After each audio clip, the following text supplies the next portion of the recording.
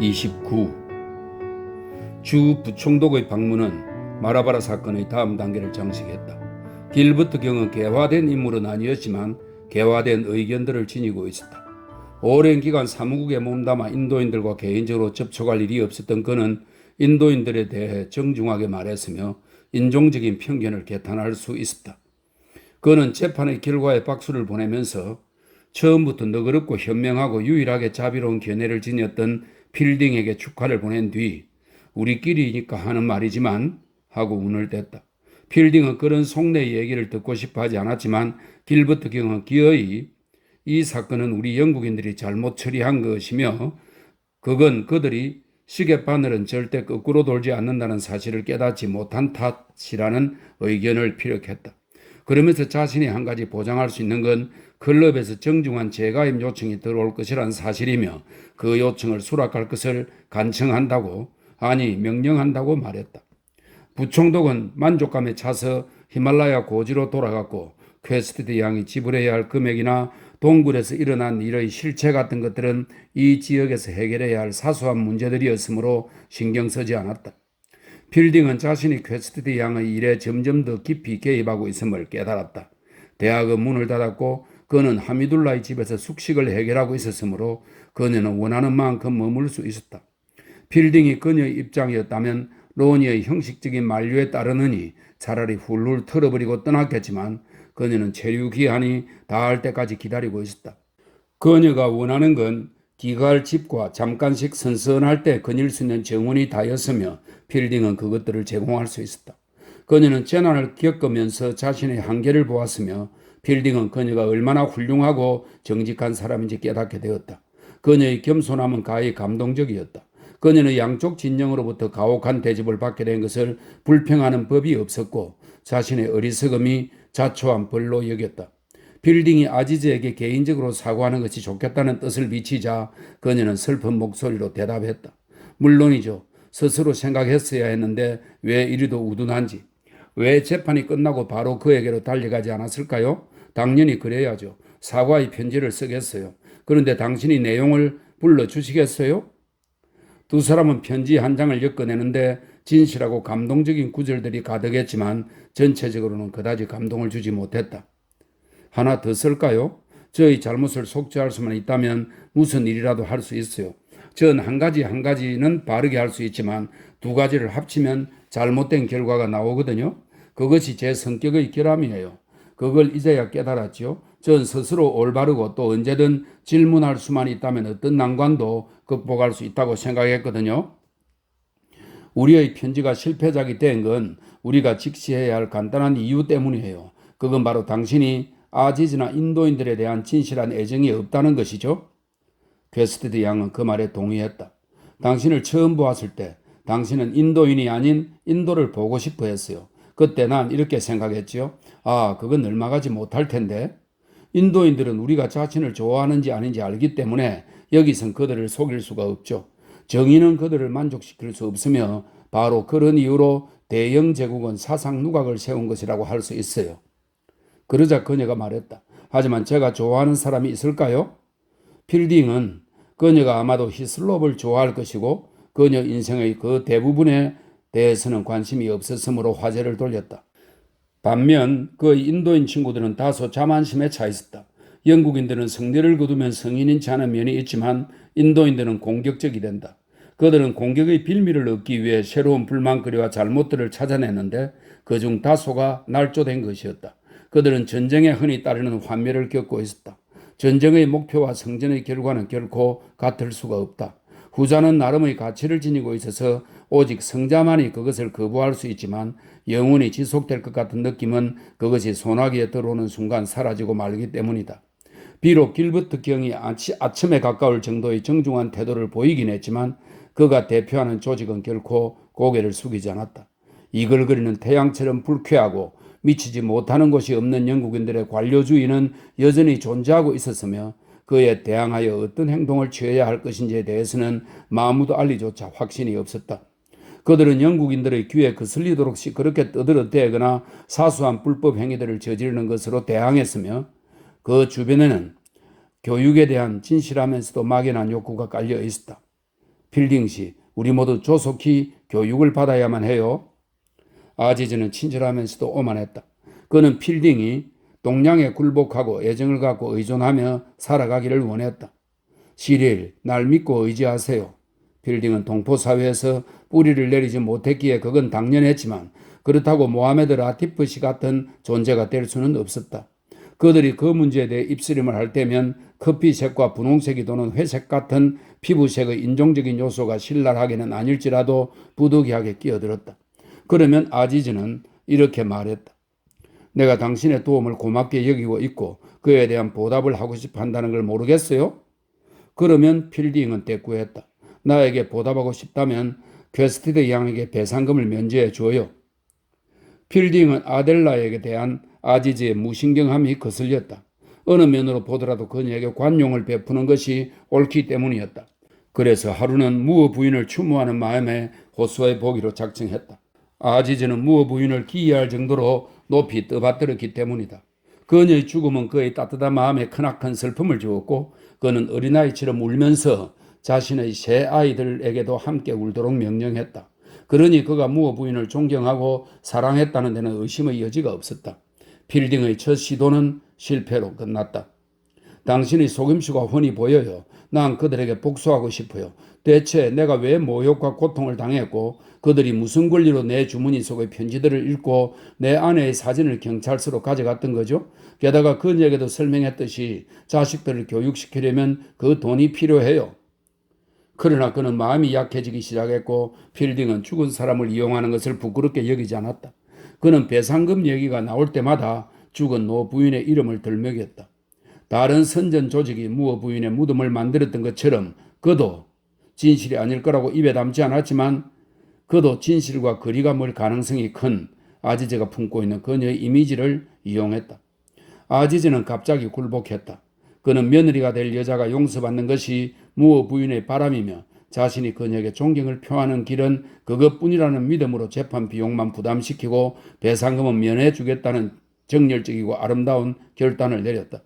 그것은 훌륭한 행동이었지만 그가 예견한 대로 영국인 진영에서는 찬사를 보내지 않았다. 그들은 아직도 그가 유죄라고 믿었으며 그런 믿음은 그들이 은퇴할 때까지도 지속되어 지금도 턴브리지 웰즈나 첼튼햄에서는 인도에서 관리로 일했던 은퇴한 노인들이 이렇게 웅얼거리고 있다. 그 마르바르 동굴 사건은 그 가련한 여자가 차마 정언할 용기가 없어서 그렇게 된 거야. 그것도 잘못된 경우 중 하나지.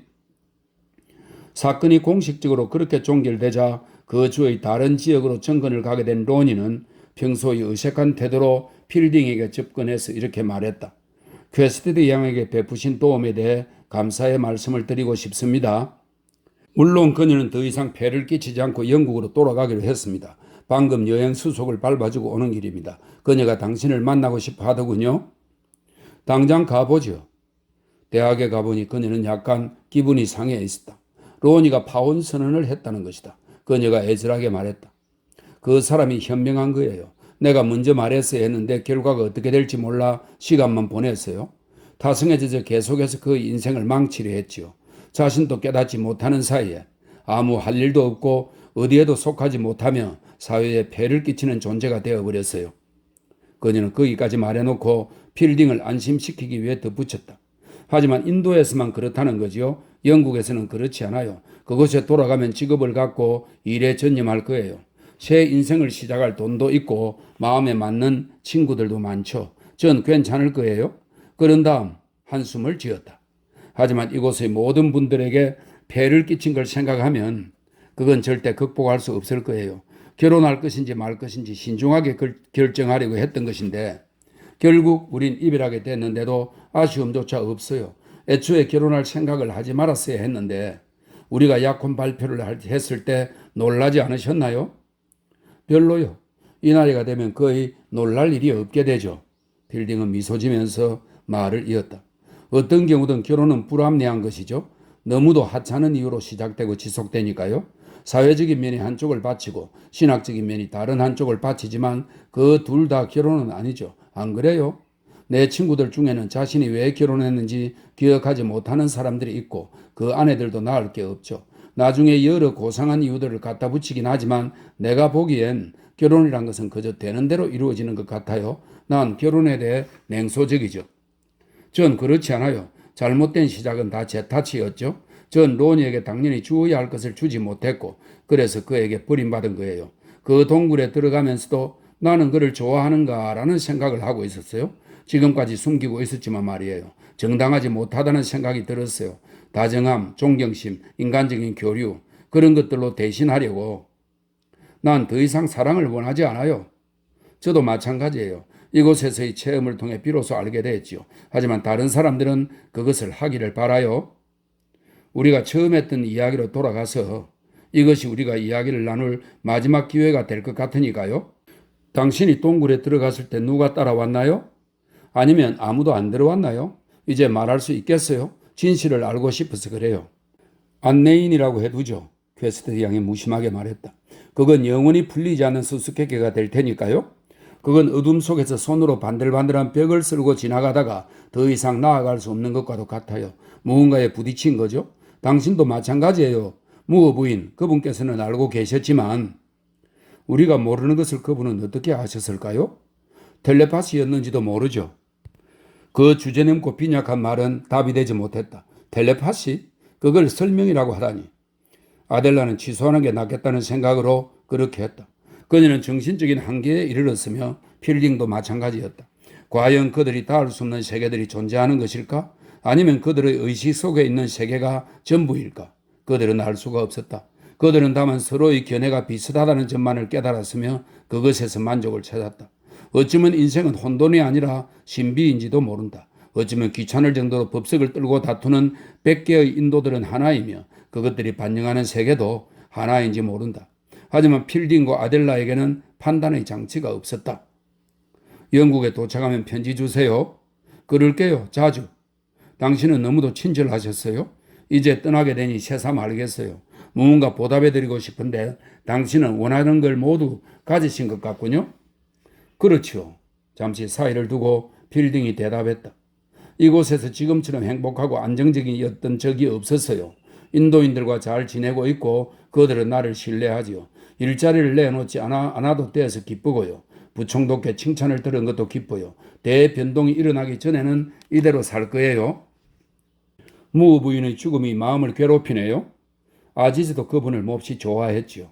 그보다는 우리 모두가 죽을 운명이며 우리가 맺고 있는 인간관계들도 일시적인 것일 뿐이라는 사실을 상기시키기 때문이에요. 전 죽음이 사람들을 골라서 찾아온다는 생각에 젖어 있었는데 그건 소설의 영향이죠. 소설 속에서는 끝까지 살아남아서 이야기를 들려주는 인물들이 존재하니까요. 그런데 이제 아무도 죽음을 피할 수 없다는 사실이 실감이 나요. 너무 실감하지 마요. 그러다 자살하게 될 수도 있으니까. 바로 그래서 죽음에 대해 깊이 생각하는 것을 금하는 것이죠. 우리는 자신이 열중하고 있는 것에 지배되기 마련이니까요. 나도 그런 유혹을 느꼈던 적이 있고 그것을 피해야 했지요. 난 좀 더 살고 싶으니까요. 저도 그래요. 그들이 난장이들처럼 악수를 나누는 동안 정다운 기운이 감돌았다. 두 남녀는 능력이 최고조에 이르러 현명하고 정직하고 민감하기까지 했다. 그들은 같은 언어로 말하고 같은 견해를 지니고 있었으며 나이와 성의 차이는 그들을 갈라놓지 못했다. 그런데도 왠지 불만족스러웠다. 그들이 나는 좀 더 살고 싶어요 라든지 난 신을 믿지 않아요 같은 일치된 의견을 보일 때면 우주가 작은 공백을 메우기 위해 자리를 옮긴 듯 혹은 그들이 저 높은 곳에서 자신들을 난쟁이들처럼 서서 이야기하고 악수하고 둘이 같은 견해를 갖고 있음을 서로에게 확인시키고 있는 모습을 바라보고 있기라도 하듯 그들의 말끝에는 묘한 여파가 따랐다.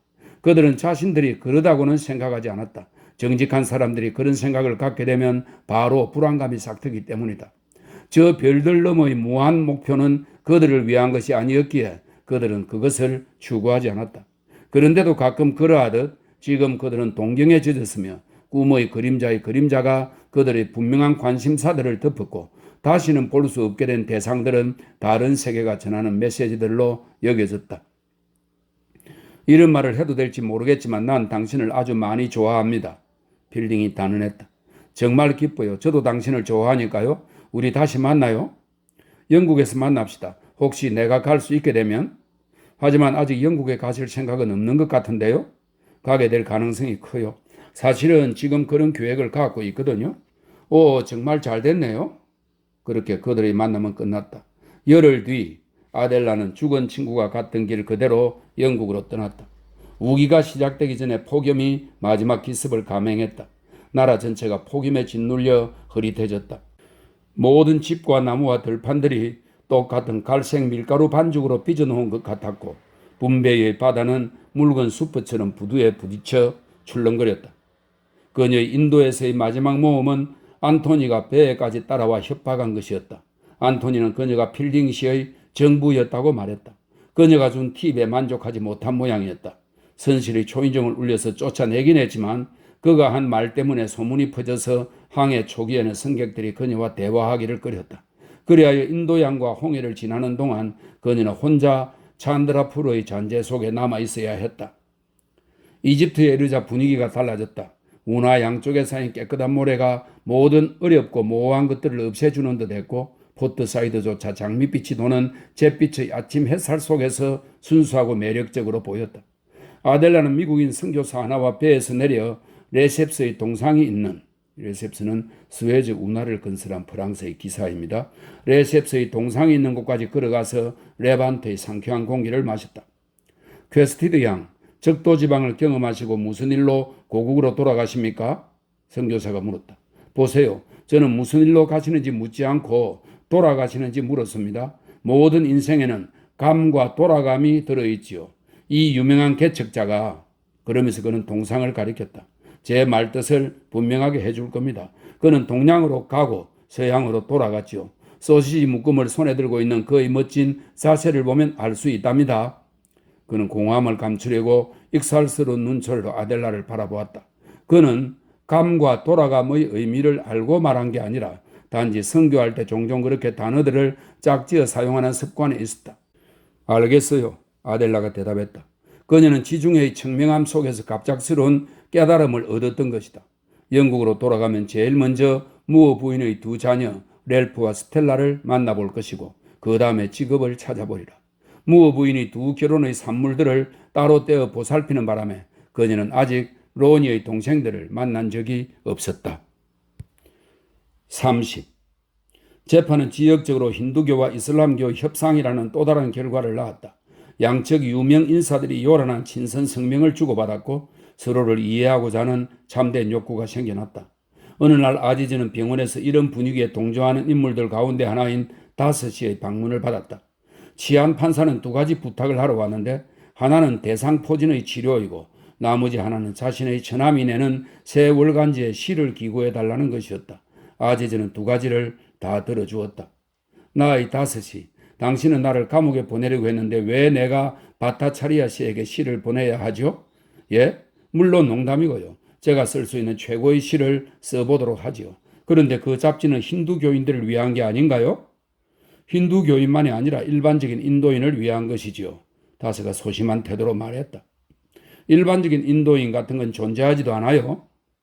지금까지는 그랬지만 당신이 시를 써서 보내면 생기게 될지도 모르죠. 당신은 우리의 영웅이고 종교에 관계없이 온 시민들이 당신을 지지하고 있어요.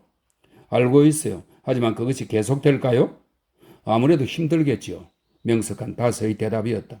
그런 이유로 부탁드리는데 시의 페르시아적인 표현이나 불불에 대한 내용이, 이 불불은 페르시아 시에 등장하는 나이팅게일입니다.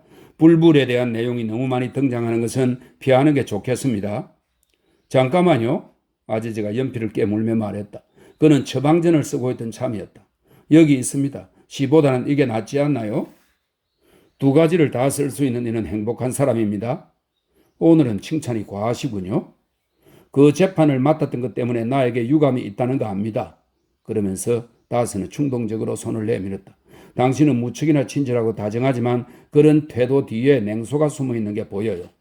아니에요. 말도 안 되는 소리예요. 아지즈가 펄쩍 뛰었다.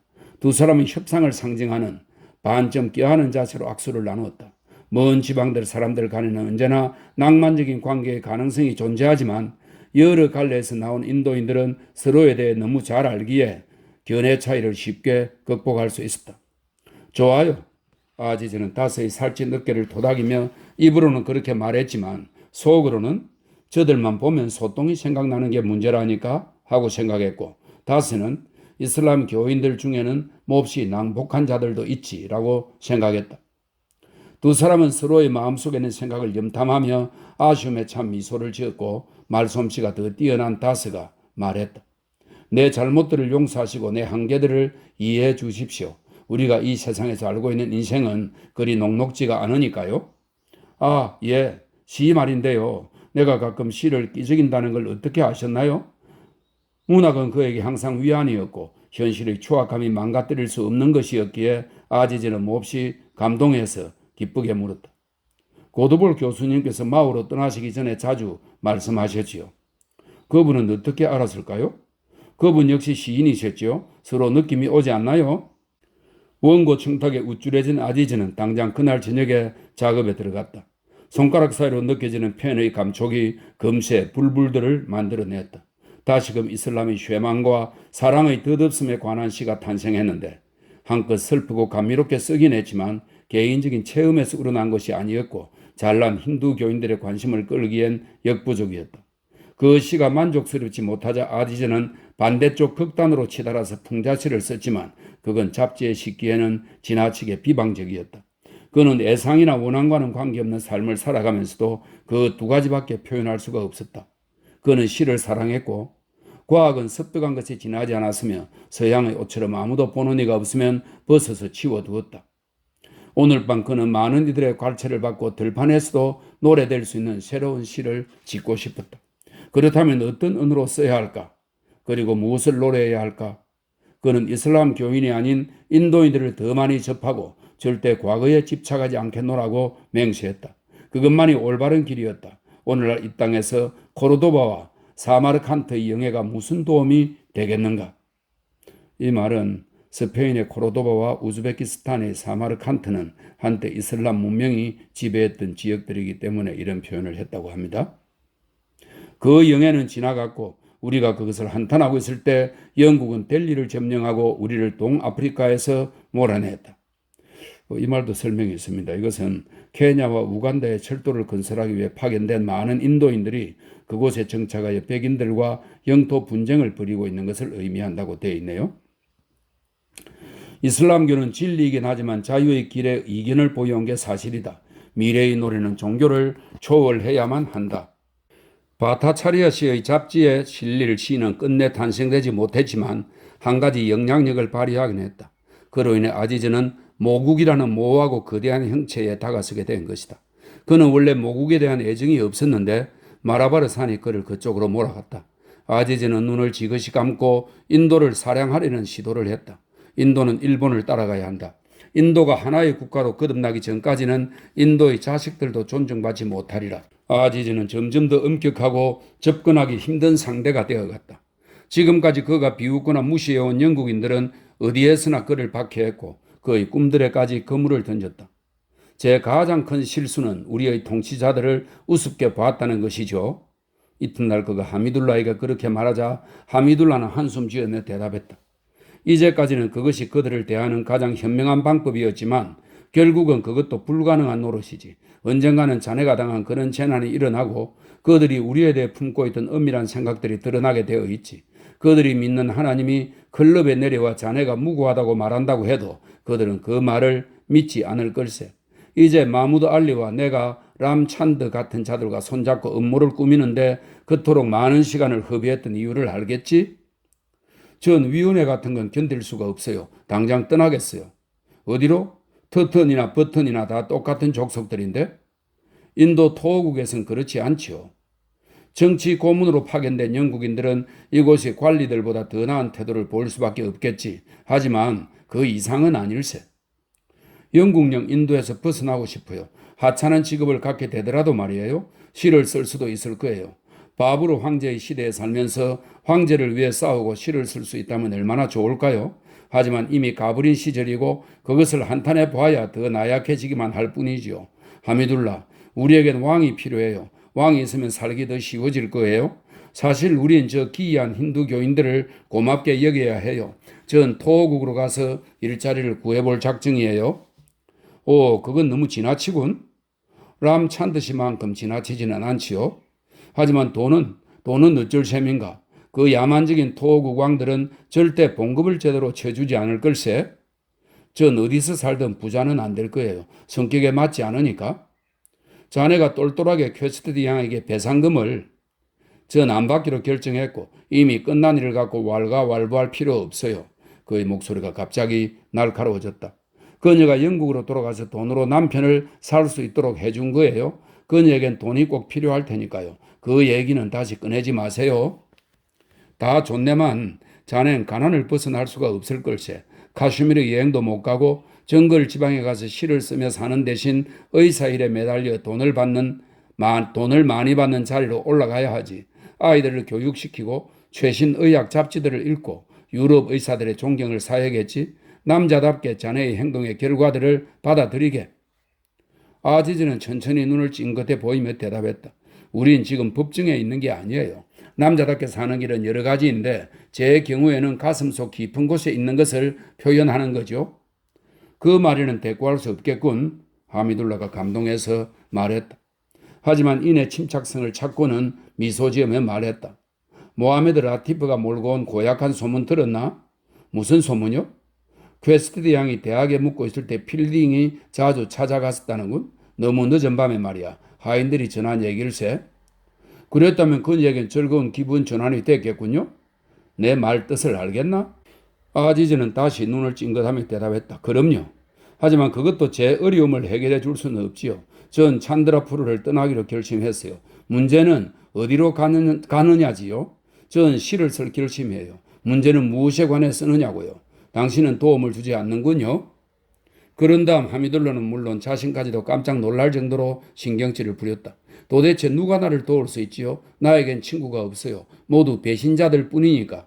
내 아이들까지도. 이젠 친구들이라면 신물이 나요. 내 안사람을 만나러 가자고 할 참이었는데 자네의 배신자인 새 아이들이 거기 있으니 갈 생각이 없겠군. 죄송해요. 감옥에 갇힌 뒤로 성격이 이상해졌어요. 용서하시고 저를 데려가 주세요. 누레딘의 어머니가 와 있네만 괜찮을 걸세. 두 분 다 따로 만난 적은 있지만 함께 만나는 건 처음이네요. 그러니 제가 간다고 미리 알리는 게 낫겠어요. 아니야. 예고 없이 놀려주도록 하세. 우리의 여인네들은 아직까지도 어리석은 생각에 젖어 있지. 자네의 재판 때는 프로다를 포기할 것처럼 굴더니 정말일세. 글을 쓸 줄 아는 여자들이 그런 내용의 문서를 만들었지. 결국 허풍에 지나지 않았어. 그들 모두 필딩을 얼마나 존경하는지 자네도 잘 알 걸세만 아무도 그를 본 적이 없지. 내 안사람도 그를 만나겠다고 해놓고는 막상 그가 찾아오면 몸이 좋지 않다느니 방골이 창피하다느니 대접할 스위트가 코끼리 귀뿐이라느니 그래서 내가 필딩은 코끼리 귀를 제일 좋아한다고 말했더니 그렇다면 자신의 솜씨가 들통날 것이니 더욱 안 된다고 핑계를 대는 거야. 이보게. 그 문제로 15년을 다투어왔네. 15년을. 그래도 소용이 없네. 그런데도 선교사들은 우리의 여인네들이 학대받고 있다고 말하지. 시의 주제를 찾고 있다면 이걸로 하게. 사람들이 상상하는 모습이 아닌 있는 그대로의 인도 여인. 31. 아지즈는 증거에 대한 관념이 없었다.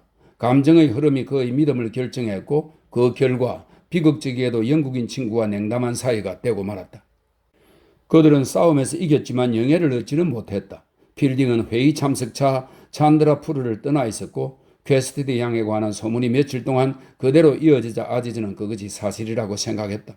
그는 친구들이 쾌락을 즐기는 것에 대해 도덕적으로 반대하지 않았고 더구나 시릴은 중년이라 여자를 마음대로 골라 잡을 수도 없는 처지이니 기회가 생기면 잡아야 한다는 것까지는 이해할 수 있었다.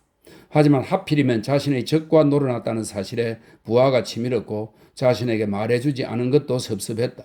믿음이 없다면 우정이 무슨 소용이랴. 그는 가끔씩 충격적인 일들까지도 고백했구만 영국인 친구는 관대하게 들어주기는 했지만 자신의 비밀들을 털어놓지는 않았다. 그는 기차역으로 필딩을 마중 나가서 함께 저녁 식사를 하기로 약속한 다음 겉으로는 유쾌하게 굴면서도 간접적인 방법으로 친구를 괴롭히기 시작했다. 유럽인들 사이에 공공연한 스캔들이 떠돌랐는데 그 주인공은 맥브라이더 씨와 대링양이었다. 대링양이 왜 그토록 찬드라푸르에 애착을 가졌는지 설명이 된 셈이었다. 맥브라이더 씨가 그녀의 방에 있다가 발각되었고 그의 아내가 이혼을 요구하고 있다는 소문이었다. 그 고결한 사람이 말이에요. 하지만 인도의 기후를 탓하겠지요. 모든 게 우리 탓이죠. 시릴, 내가 당신에게 중요한 소식을 전해줬지요. 별로요. 자신과 먼 죄들에 대해서는 관심이 없는 필딩이었다. 이번엔 내 소식을 들어봐요. 아지즈의 얼굴이 환히 빛났다. 회의에서 결정되기를 학교 얘기는 이따 저녁에 듣기로 하죠. 콜레라가 심각해서 난 곧장 민토 병원으로 가봐야겠어요. 외국에서 온 환자들뿐 아니라 이곳 주민들까지 병에 걸려 있어요. 사실 전반적으로 슬픈 상황이에요. 새로운 의무관은 전임자와 다를 게 없지만 아직은 감히 위세를 부리지 못하고 있지요. 행정적인 변화라는 게 고작 그 정도예요.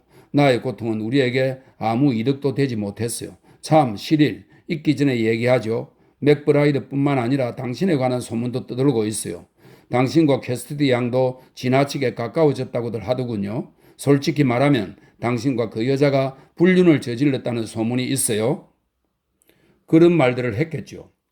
시내의 소문이 바다해요. 당신의 평판을 떨어뜨릴 수도 있어요. 모든 사람이 당신 편은 아니에요. 내 딴에는 소문을 잠재우려고 최선을 다했지만 말이에요. 신경 쓸 것 없어요. 퀘스트디 양은 떠났잖아요. 그런 소문으로 인해 피해를 입는 건 떠난 사람이 아니라 여기 남은 사람이죠. 내가 얼마나 당황하고 걱정했을지 생각해 봐요. 거의 잠도 못 잤다니까요. 처음엔 내가 그녀와 엮이더니 이제 당신까지. 그런 과장된 표현은 쓰지 마요. 과장된 표현이라뇨?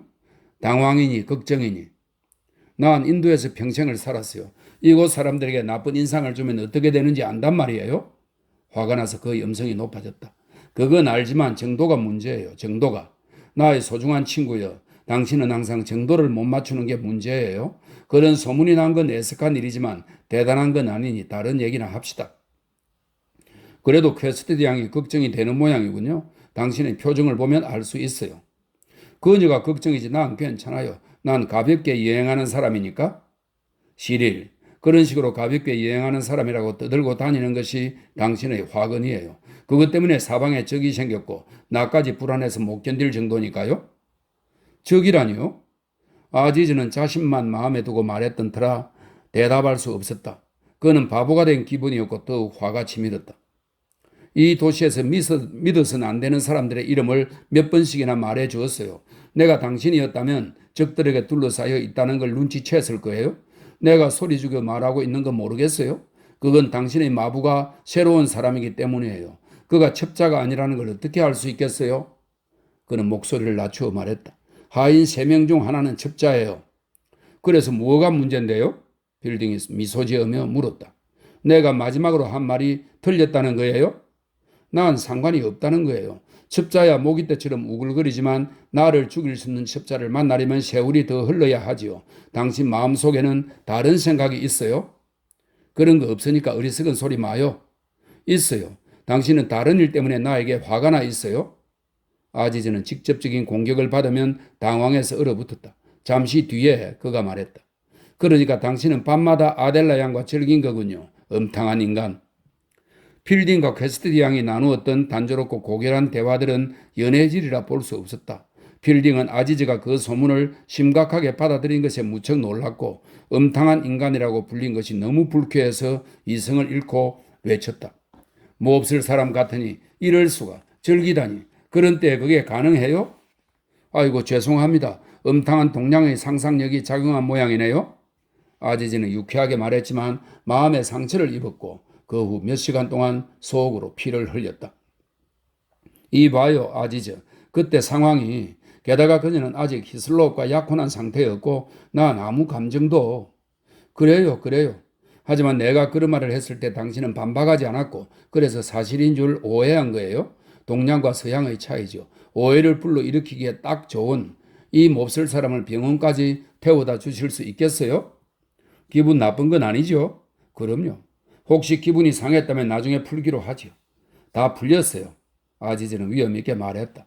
난 당신의 말을 절대적으로 믿어요. 그 문제에 대해서는 더 이상 따질 필요가 없어요. 하지만 내 태도에는 문제가 있었어요. 나도 모르게 무리하게 굴었어요. 진심으로 사과합니다. 다 내 잘못인걸요?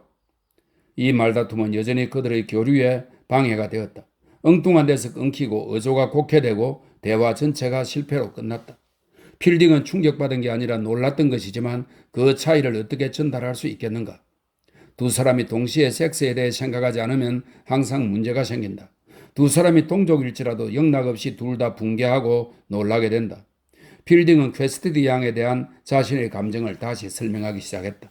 하지만 아지즈가 그의 말을 잘랐다. 당신을 믿어요. 믿어요. 거짓 소문을 지어낸 모하메드 라티프에게 무슨 벌을 내리겠어요? 아, 그냥 두세요. 소문이 다 그렇듯이 그것도 진짜 생명체를 밀어내고 그 자리를 차지하려는 절반의 생명력만을 지닌 것이죠. 신경을 안 쓰면 가엾은 무어 부인의 무덤처럼 저절로 사라질 거예요. 모하메드 라티프는 음모를 꾸미는 게 습관이 됐어요. 그렇지 않아도 마음에 안 드는데 그를 빈손으로 가족에게 돌려보내면 만족하겠어요? ML에 대해서는 저녁 먹으면서 얘기합시다. 아지즈의 눈길이 딱딱하게 굳어졌다. 저녁, 이런 일이 깜빡 잊었어요. 사실은 다스와 선약이 되어 있거든요. 다스와 함께 오세요. 그는 다른 친구들도 초대했을 거예요. 약속대로 나와 함께 식사하는 거예요. 빌딩이 외면하면서 말했다. 참을 수가 없어요. 당신은 나와 함께 식사하는 거예요. 오세요. 그 사이에 마차는 병원에 도착했다. 아지즈를 내려준 필딩은 광장을 돌았다. 그는 자신에게 화가 나 있었지만 저녁을 먹으면서 모든 오해를 풀 작정이었다. 우체국에서 징시관을 만났다. 그들의 하인들이 우체국 안에서 서로 경쟁하는 동안 마차는 밖에 나란히 세워졌다. 안녕하시오. 돌아왔군요. 더턴이 냉랭하게 말을 걸었다. 오늘 저녁에 클럽에 와주면 기쁘겠소. 전 이미 재가입을 받아들였습니다. 제가 꼭 가야만 됩니까? 사실은 오늘 저녁 약속에 있어서 전 빠졌으면 합니다만. 그건 당신의 기분 문제가 아니라 부총독께서 바라시는 일이에요. 공식적으로 하는 말인지 묻고 싶다면 그렇소. 오늘 저녁 6시에 클럽에서 기다리겠소? 그 다음 계획은 방해하지 않겠소. 빌딩은 이 불쾌한 의식을 순조롭게 치러냈다. 알맹이 없는 환대가 이루어졌다. 한잔해요. 한잔하세요. 필딩은 평지에 유일하게 남은 여성인 블랙키스톤 부인과 5분 정도 환담을 나누었다. 자신이 영국인으로서 불명예스러운 짓을 한 것은 인정하지만 이혼을 거부하는 맥브라이드와도 대화를 나누었다. 새 의무관 로버트 소렌과 젊은 신임 치안판사 밀러와도 만나서 얘기했지만 구성원이 아무리 바뀌어도 클럽은 예전과 변함이 없다는 생각이 들었다. 그는 이슬람 사원을 지나 돌아오는 길에 혼자 생각했다. 부질없는 짓이야. 모두 사상 누각이지. 이 나라가 현대화될수록 붕괴는 더 끔찍할 거야. 잔혹과 부정이 판치던 18세기에는 보이지 않는 힘이 파괴된 것들을 복구했지. 그런데 이제 모든 것이 메아리 치고 있고 그 메아리는 멈출 수가 없어. 원래의 소리는 무해한 것이었는지 몰라도 메아리는 모두 악하지. 이 메아리에 대한 생각은 그의 마음 끝자락에 놓여 있어서 더 이상 발전시킬 수가 없었다. 그것은 그가 놓쳤거나 거부한 세계에 속했다. 이슬람 사원도 그것을 놓쳤다. 필딩과 마찬가지로 저 짧은 회랑들도 제한된 피난처만을 제공했다. 알라신 외에 신이 없다는 구호는 복잡한 물질계와 정신계에서 우리에게 큰 힘이 되지 못한다. 그것은 종교적인 진리가 아니라 종교적인 말장난에 지나지 않는다. 빌딩은 아지즈가 지키고 기운이 없는 것을 보고 헤어질 무렵에 오해를 풀기로 했다. 그때가 되면 더 포용적이 되리란 생각에서였다. 그는 클럽에 관해 진심을 털어놓으며 오늘은 어쩔 수 없이 갔던 것이고 다시 명령이 내리기 전에는 발걸음을 하지 않겠노라고 말했다. 갈 수도 없지요. 난 곧 영국으로 갈 테니까. 당신이 영국으로 돌아갈지도 모른다고 생각했어요. 아지즈는 조용히 말하고는 화제를 돌렸다. 그들은 좀 어색한 분위기에서 저녁을 먹고 대학에 있는 무굴 제국 시대의 별채로 갔다. 잠깐 동안만 가 있는 거예요. 공무 때문에. 그들이 나를 잠시 찬드라푸르에서 떠나보내고 싶어서 안달하네요. 그들은 억지로 나를 높이 평가해 주긴 하지만 나를 좋아하진 않죠. 상황이 좀 우스워요. 무슨 공무인데요? 영국에 가면 여유 시간이 많을까요? 친구들을 만날 시간은 있어요. 그런 대답이 나올 줄 알았어요. 당신은 친구를 소중히 여기는 사람이니까요. 이제 다른 얘기로 넘어갈까요? 기꺼이. 무슨 얘기죠? 시요. 아지즈가 눈물을 글썽이며 말했다. 어찌하여 시가 사람들을 용감하게 만드는 힘을 잃게 되었는지에 대해 얘기해 봐요. 내 외조부께서도 시인이었는데 폭동 때 당신네 나라에 대항하여 싸우셨죠. 다시 폭동이 일어났다면 나도 외조부에 필적할 수 있었을지 모르는데 현실은 나는 소송에 이겼으니 부양할 자식을 셋이나 둔 의사로 주된 대화거리가 공적인 계획들이라는 거지요. 시에 대해 이야기합시다. 필딩이 무해한 주제로 마음을 돌리며 말했다. 당신네 국민은 슬픈 처지에 있어요. 도대체 당신들은 무엇에 대해 써야 할까요? 영원히 장미는 시들었네만 노래하고 있을 수는 없어요. 장미가 시든다는 건 누구나 알아요. 하지만 인도의 참 주인이 없는 상태에서는 인도여, 나의 인도여 식의 애국적인 시를 쓸 수도 없지요. 이 대화가 마음에 드는군요. 재미있는 이야기로 이어질 수 있겠어요? 시는 인생을 다루어야 한다는 당신의 생각이 옳아요. 우리가 처음 알게 됐을 때 당신은 그런 말을 주문처럼 외우고 다녔죠. 우리가 처음 알게 되었을 때 난 어린애였어요. 그때는 모두가 내 친구였지요. 친구란 페르시아어로 신을 의미하지요. 하지만 난 종교 시인이 되고 싶은 생각도 없어요. 난 당신이 그렇게 되기를 바랐는데 왜요? 당신은 무신론자이면서? 종교에는 진리는 아닐지도 모르나 아직까지 노래되지 않은 것들이 존재하지요. 자세히 설명해 주세요. 어쩌면 힌두교인들이 발견했을지도 모르는 것이죠. 그럼 그들에게 노래하라고 하세요. 힌두교인들은 시를 지을 수 없어요. 시릴, 당신은 가끔 지각 있는 말을 하는군요. 시 얘기는 이쯤에 두고 당신의 귀국에 대한 얘기로 돌아갑시다. 시 얘기를 2초도 못했는데요. 필딩이 미소 지으며 대답했다. 하지만 아지즈는 강렬하고 인상적인 장면들에 탐닉하고 있었다. 그는 그 작은 대화를 주도하며 그것이 자신의 문제를 축약적으로 나타내고 있다고 생각했다. 그는 잠시 아내에 대한 회고에 잠겼고 기억이 강렬할 경우 흔히 그러하듯 과거가 미래가 되어 외국인들과 멀리 떨어진 토호국에서 자신과 함께 있는 그녀의 모습이 그려졌다. 그가 말했다. 영국에 가면 퀘스트디 양을 만나겠군요. 시간이 되면요. 햄스테드에서 그녀를 보면 기분이 이상할 거예요. 햄스테드가 뭐죠? 런던 근교에 있는 예술적이고 인정이 넘치는 작은 고장으로 그녀는 물론 그곳에서 편히 살고 있을 테고 그녀를 만나면 즐겁겠군요. 이런 오늘 저녁엔 두통이 있네요. 콜레라에 걸린 건지도 모르겠어요. 괜찮으시다면 빨리 돌아가야겠어요. 언제 마차를 부를까요? 신경 쓰지 마세요. 자전거로 갈 테니까. 여긴 당신 자전거가 없잖아요. 내 마차로 왔으니까 갈 때도 내 마차를 쓰세요. 맞는 말이에요. 아저씨가 쾌활하려고 애쓰며 말했다. 여긴 내 자전거가 없으니까요. 하지만 당신이 마차를 타고 있는 게 너무 자주 눈에 띄네요. 람찬드시 같은 사람들은 내가 당신의 관대함을 이용한다고 여길 거예요. 그는 불안하고 풀이 죽은 상태였다. 두 사람의 대화는 중심을 잃고 이 화제 저 화제로 건너뛰었다. 그들은 다정하고 친밀했지만 도무지 의기투합이 되지 않았다. 아지저, 내가 아침에 했던 어리석은 말을 용서해 주겠어요? 몹쓸 사람이라고 했던 거요? 그런 말을 하다니 내가 당신을 얼마나 좋아하는지 알 거예요? 아무것도 아니에요. 우리 누구나 실수를 하죠. 우리 같은 친구 사이에 몇 가지 실수점이야 중요하지 않아요. 하지만 마차를 타고 집으로 돌아오면서 아지즈는 막연히 우울해졌다. 육체의 것인지 정신의 것인지 모를 둔중한 아픔이 표면화되기를 기다리고 있었다. 집에 도착했을 때 다시 필딩핵으로 돌아가서 애정이 넘치는 말을 끝내고 싶었지만 대신 마부에게 팁을 두둑이 주고 침울하게 침대에 앉아 핫산의 서툰 안마를 받았다. 파리떼가 옷장 꼭대기를 점령하고 있었고 그가 감옥에 있는 동안 이 방을 썼던 모하메드 라티프가 어지간하게도 침을 뱉어댄 탓에 면직 카페에서의 붉은 얼룩들은 더 늘었으며 경찰이 억지로 연설하에는 생채기가 나 있었다. 찬드라 프로의 모든 것들이 공기까지도 소모된 상태였다. 이었고 아까 그 둔중한 아픔이 표면화되었다. 그는 자신의 친구가 돈 때문에 퀘스트디 양과 결혼할 작정이며 바로 그런 목적으로 영국에 가는 것이라 의심하고 있었던 것이다. 예?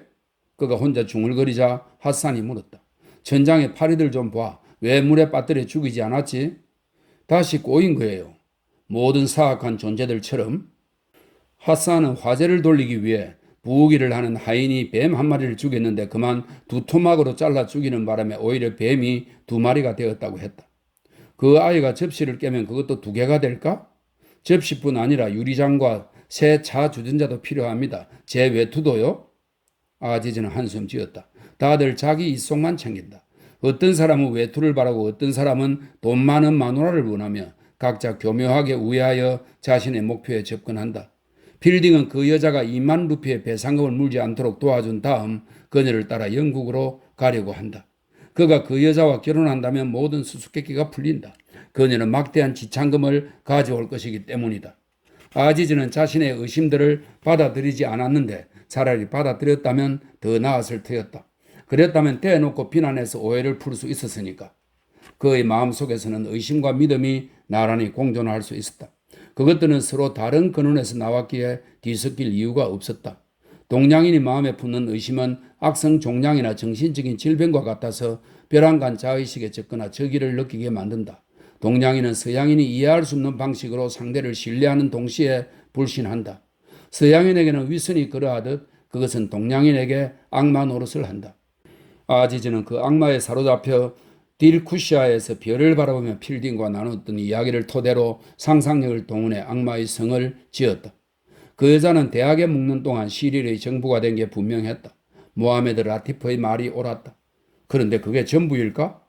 동굴 속으로 그녀를 따라갔던 것도 시릴이었는지 모른다. 아니, 그건 불가능한 일이다. 시릴은 카와 돌에 간 적이 없으니까. 불가능하고 말도 안 되는 상상이다. 그런데도 그런 상상은 그를 괴로움에 전율하게 만들었다. 그것이 사실이라면 인도 역사상 최악의 배신이 될 것이며 시바지는 인도 중세 마라타 왕국의 창시자로 비자푸르의 왕 압줄 칸에게 회담을 청한 뒤 그가 방심한 틈을 타서 살해했다는 설명이 있네요. 시바지의 압줄 칸 살해 사건도 그보다 비열하진 않을 것이다. 아지즈는 그것이 사실인 것처럼 충격에 빠져 핫산을 내보냈다. 이튿날 그는 아이들을 무수리로 데려다 주기로, 무수리는 북인도의 대표적인 고원 휴양지입니다. 아이들을 무수리로 데려다 주기로 결심했다. 아이들은 재판 때 이곳으로 불려왔는데 혹시 재판에 지면 작비를 고해야 했기 때문이다. 그리고 지금은 축하 행사를 위해 하미둘라의 집에 묵고 있었다. 로버트 소링은 그에게 휴가를 줄 것이고 그가 없는 동안 필딩은 영국으로 떠날 것이다. 그의 믿음을 위해서도 의심을 위해서도 적합한 묘안이었다. 믿음이 옳은지 의심이 옳은지는 결과가 말해줄 것이고 이곳을 떠나 있으면 품위는 지킬 수 있을 것이기 때문이었다. 필딩은 아지즈에게서 적대적인 분위기를 느꼈고 진심으로 아지즈를 좋아했기에 자신의 낙관주의를 견지할 수 없었다. 애증이 개입하면 가볍게 여행하기가 쉽지 않아진다. 만사가 잘 풀리리라는 침착한 희망으로 꿋꿋이 나아갈 수가 없게 된 그는 아지즈에게 현대풍의 정성 어린 편지를 써서 보냈다. 당신이 나를 여자들에게 초연한 척하는 인간으로 여기는 것이 마음에 걸리는군요. 다른 건 다 좋으니 그런 생각만은 하지 않았으면 좋겠어요. 내가 지금 나무랄 데 없는 삶을 살고 있다면 수정의 시기인 40대에 성큼 들어섰기 때문이지 다른 이유는 없어요. 80대가 되면 다시 인생을 수정하게 되겠죠. 그리고 90대를 맞기 전에 나는 새롭게 거듭날 거예요. 하지만 살아서나 죽어서나 나는 도덕과는 거리가 먼 인간이에요. 나의 그런 점을 알아주면 고맙겠어요. 아지즈는 그 편지가 조금도 마음에 들지 않았다. 그 편지는 그의 섬세한 마음에 상처를 주었다. 그는 속내에 대한 이야기는 아무리 추잡한 것이라도 좋아했지만 일반화시키고 비교하는 것에는 항상 반감을 느꼈다. 인생은 과학책이 아니다. 그는 필딩이 떠나기 전에 무수리에서 돌아갈 수 없게 되어 유감이라는 내용의 냉랭한 답장을 보냈다. 보잘것없는 휴가나마 기회가 왔을 때 즐겨야지요. 이제부턴 금약의 삶을 살아야 하고 카슈미르 여행은 영원히 불가능하게 되었으니까요. 당신이 돌아올 즈음이면 나는 새로운 일자리에서 뼈 빠지게 일하고 있겠군요. 필딩은 떠났고 하늘과 땅이 모두 캐러멜처럼 녹아내리는 찬드라푸르의 막바지 무더위 속에서 아지즈의 고약한 상상들은 사실로 확인되었다. 필딩을 좋아하면서도 그가 자신들의 속사정을 지나치게 많이 알게 된 것에 불안감을 느낀 인도인들은 아지즈의 그런 상상들을 덜 쑤셨다. 필딩이 떠나자마자 마무드 알리는 배신이 일어났다고 선언했다. 하미둘라도 확실히 요 근래에는 그의 태도가 전처럼 솔직하지 않았어 라고 투덜거리며 아지즈에게 지나친 기대는 말게 결국 그와 그녀는 우리 민족이 아니니까 라고 경고했다. 아지즈도 내 2만 루피는 어디로 갔을까 하고 생각했다. 그는 원래 돈에 무관심해서 씀씀이가 해플 뿐 아니라 빚도 바로바로 갚아버리는 성미였지만 이 2만 루피는 인도의 국부가 유출되고 있는 것처럼 속임수에 걸려 외국으로 날려보낸 것이기에 머릿속에서 떨쳐버릴 수가 없었다. 그는 시릴이 퀘스트디안과 결혼할 것이라 굳게 믿게 되었고 마라바르 사건의 설명되지 않은 잔재들이 그 믿음에 기여했다. 그것은 끔찍하고 몰지각한 여행의 당연한 귀결이었고 얼마 지나지 않아 그는 결혼식이 실제 이루어진 것으로 믿게 되었다. 2부 마지막 글입니다. 32. 길게 깔린 초록색 융단 위를 4종류의 동물들과 1종류의 인간이 오르내리는 이집트는 매력적인 곳이었다. 필딩은 일 때문에 이곳에서 며칠 머물러야 했다. 그는 알렉산드리아에서 다시 배를 탔는데 bombay의 복잡함과는 대조적인 깨끗하고 낮은 해안선, 청명한 하늘, 쉼없이 불어오는 바람이 인상적이었다. 다음에는 흰눈 덮인 산 등성이가 길게 뻗어있는 크레타 섬이 그를 환영했고 그 다음에는 베네치아였다. 피아체타에 내리자 미의 잔이 그의 입술에 닿았고 그는 배신 행위를 하는 기분으로 그것을 마셨다. 크레타 섬의 산들과 이집트의 들판들이 그러하듯 베네치아의 건물들은 적소에 위치하고 있는데 반해 저 가엾은 인도에서는 모든 것들이 잘못 배치되어 있었다. 그는 인도의 우상신을 모시는 신전들과 울퉁불퉁한 산들에서 형태미를 입고 지냈었다. 형태가 없는데 어찌 미가 있을 수 있겠는가? 이슬람 사원에서 형태는 여기저기가 불완전한 데다 초조함 때문에 경직되기까지 했는데 이 이탈리아의 성당들은 그것이 없었다면 바다 위로 솟아오르지도 못했을 섬에 서 있는 산 조르조 성당, 그것이 아니었다면 대운하로 불리지도 못하였을 운하 입구를 지키고 있는 산타 마리아 델라 살루테 성당, 대학 시절에 왔을 때는 산마르코 성당의 화려한 외장에 심취했었지만 이제 모자이크나 대리석보다 고귀한 것이 느껴졌는데 그것은 인간 작품과 그것을 떠받치고 있는 대지의 조화, 혼돈을 벗어난 문명, 살과 피를 지닌 이성적인 인간의 정신이었다. 그는 인도의 친구들에게 그림 엽서를 쓰면서 그들은 지금 자신이 느끼는 기쁨을, 형태가 주는 기쁨을 느낄 수 없으며 그것이 그들과의 사이에 심각한 장벽이 된다고 생각했다.